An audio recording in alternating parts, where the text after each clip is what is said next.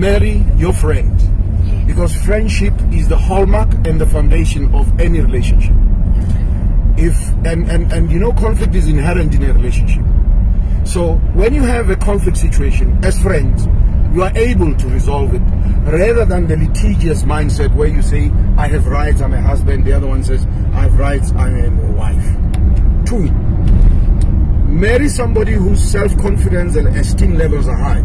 Because when they are low, she becomes or he becomes a liability in the marriage. Small little things become a big issue. 3, marry somebody who has a career, not a job. Marriage is very expensive. You can't sustain marriage by a job. That is why I say to a lot of young people, don't marry before you have wealth. Because if you marry when you don't have wealth, your entire life is a debt. Your lobola is a debt, the car is a debt, the house is a debt, everything becomes a debt. And you know what that debt does? That debt is the one that creates stress in a relationship. 4, marry somebody who has a balance sheet. And when I talk balance sheet, I'm not talking physical things.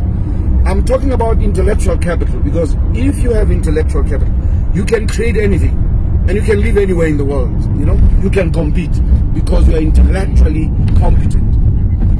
Not frustrating. And then number 5, marry somebody who has basic values: trust, respect, transparency. You know, in a marriage, somebody must be in a position to say, I'm sorry. You know, even when you're not wrong, because you want what? You want peace, you want stability in a relationship. 6, marry somebody who believes in God. Don't marry an atheist. You know, marry somebody who believes in Momudimu.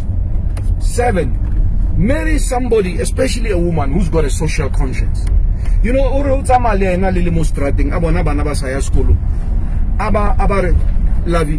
want to go and talk to those kids. Why are you not at school? But you know what? We are poverty stricken.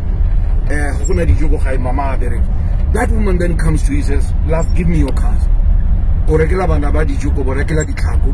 And we must give them money to go to school. Because number 8, you must have a life in a marriage. Because if you don't have a life, you're always going to be at home. And when the other partner because now I'm going to fulfill my life, right? I'm going to have my friends and I'm going to do everything. Number 9, spend much time with your partner.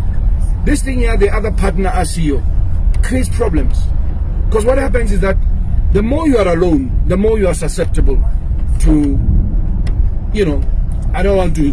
Loneliness. To loneliness. And loneliness breeds what? Content. Envy and contempt. Number 10, and this is very important for especially African men. Take your wife every year on a pilgrimage. Take your wife overseas. Not Lesotho. Lesotho is not overseas. Take your wife to New York for 2 weeks. You switch off your phones. There are no children. And guess what? When you come back, you are re-energized. Because then you start to realize how wonderful your partner is. I'm done. Wow, wow, wow, wow, wow! You know. You haven't seen anything.